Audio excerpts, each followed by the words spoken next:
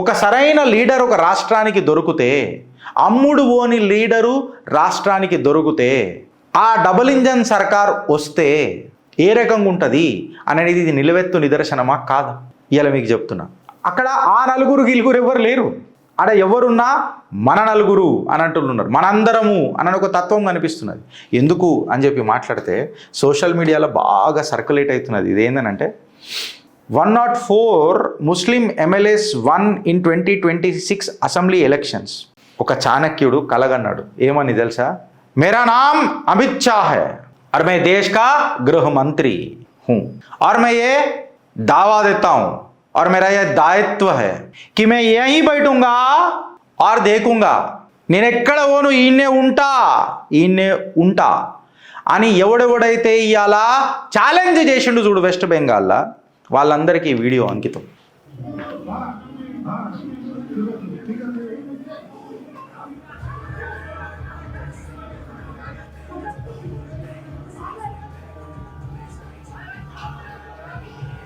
రేపు ఎలక్షన్స్ అయిపోయిన తర్వాత రక్షక బలగాలు వెళ్ళిపోతాయి. రక్షక బలగాలు వెళ్ళిపోయిన తర్వాత మోదీ ఏం బీక్తాడు, అమిత్ షా ఏం బీక్తాడు, భారతీయ జనతా పార్టీ లీడర్లు ఏం బీక్తారు అని అన్నారు.